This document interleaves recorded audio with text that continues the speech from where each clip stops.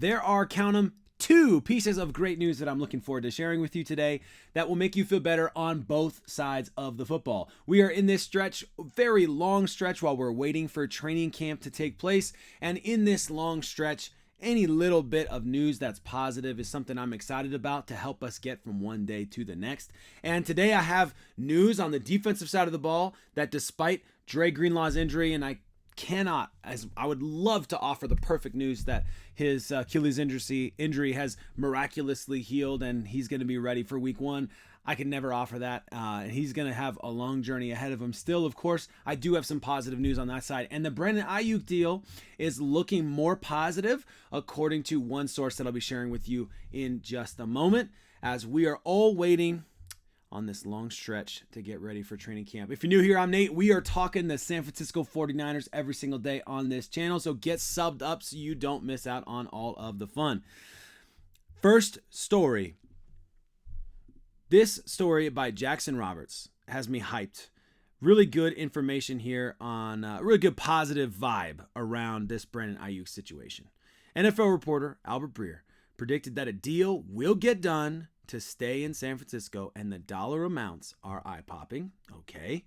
Breer noted that Mike Silver, as we've already talked about on this channel, Mike Silver, 49ers reporter at the San Francisco Chronicle, believes the 49ers' current offer sits at around $26 million per year. He believes that number is approaching the neighborhood of what it will take to keep Aiyuk, whom they really do value and love. I think the final number, if I had to guess, will wind up being $29 million per year. This would make Aiyuk the 5th highest paid receiver in the National Football League, trailing Justin Jefferson, A.J. Brown, Amon-Ra St. Brown, and Tyreek Hill. Which, before I continue, I just want to say, I mean, the comment, of course, from Breer is the big positive side is that he really does believe this deal is going to get done, and Brandon Aiyuk is going to be wearing the scarlet and gold this season, which we'll take. I will take that 100%, and I will not feel bad at all saying that that's positive news. Of course, you have to caveat that with the right price, because if we were paying the guy $35 million, I think we'd all be feeling a little bit differently about him showing up on the football team on the training field this training camp. But I think at that 29, 28 range is kind of what seems fair. I think 29 might even be a little high for some of you, and I would accept that reality. Maybe in some respects, I'm going back now to a couple weeks ago, we talked about what Eric Crocker was saying related to does a price tag change the value that Kyle Shanahan's going to expect out of this wide receiver? So does it just change, like, okay, if we're going to pay him 29 or 30, then maybe we're thinking that the way that we target him is going to be slightly different. And that's a huge what if, because obviously Kyle Shanahan has his schemes. He has his plan, and I don't believe that Kyle Shanahan is scheming up in games saying, okay, we have to give Brandon Aiyuk X number of targets, and so how are we going to go into this game to make sure he gets that number of targets, right? That's not how things are going. But I do understand the pressure that it would put on the organization if you look at value that way. That being said, I don't really think that's how it is. They're going to meet, and they're going to find a number. According to Breer, it's going to be around 29, and he believes it's going to get done. That's the good news. Brandon Aiyuk's going to be on this football team if Breer is right. There was another part of this article I wanted to read, but I don't remember what it was. So we're going to move on to the other piece of news that I wanted to talk to you about, which was this Emiliano beat writer.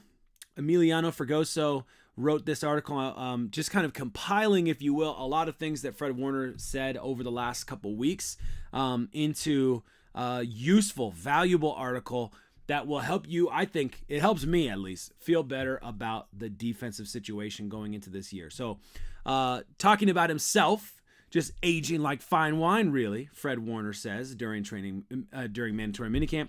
I take pride in taking care of my body. I think a big part of it is just always being curious, always looking for what new ways to recover and get better. As you progress through the years, you kind of learn different things of how to recover, how to take care of your body. So that's kind of helpful. And you got to remember, he's just going to be 28 this year. He's still 27. So depending, every position's a little bit different. And I get that. Like, some people think that he's kind of on the older side now. And I get that. 7-year veteran is kind of on the older side in terms of your peak performance is in the next couple of years, and then you're starting to trail off.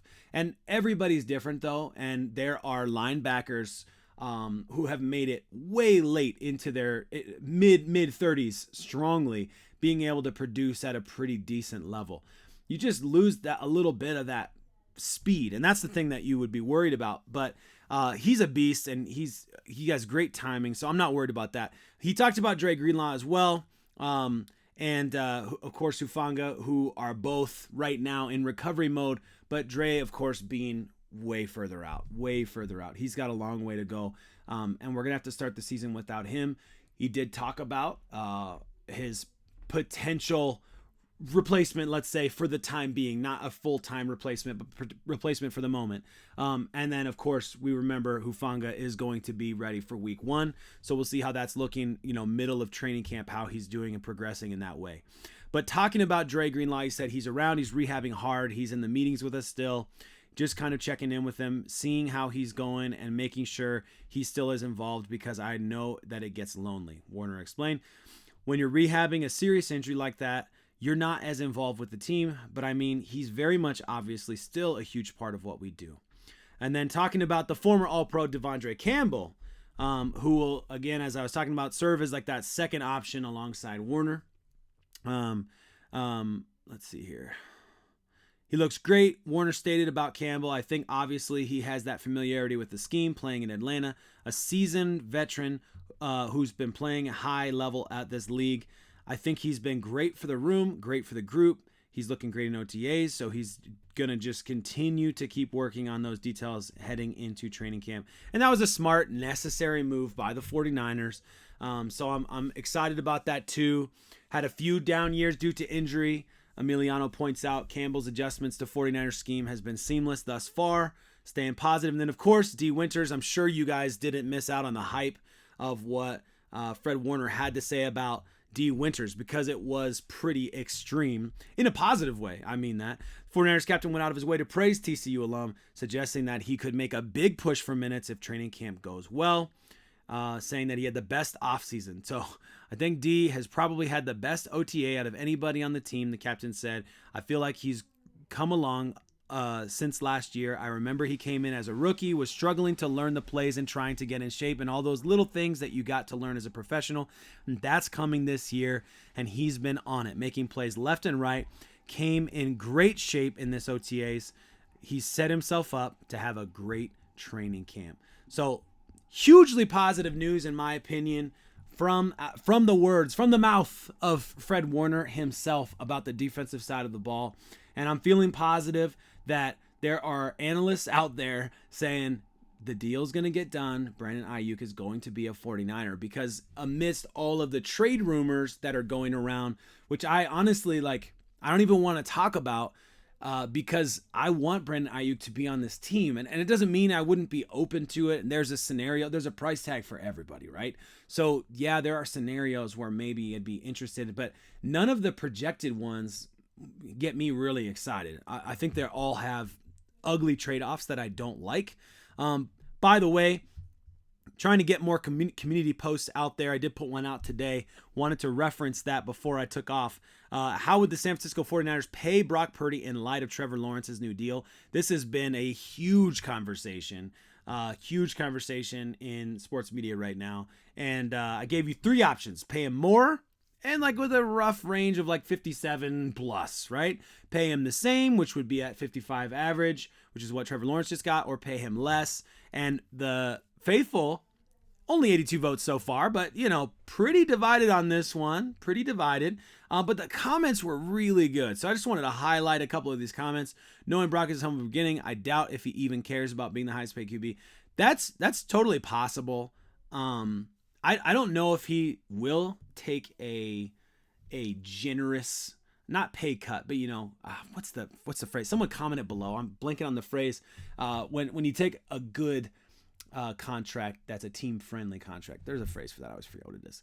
Lord Vaughn here. I'm not gonna lie. I mean, never thought I'd be shouting you out on this channel for any reason, but here you are, Eagles fan, usually trolling, but here, okay, maybe trolling's a little extreme. I'm sorry, but here saying, don't even like Purdy, but he definitely deserves more money than Trevor, and y'all know it.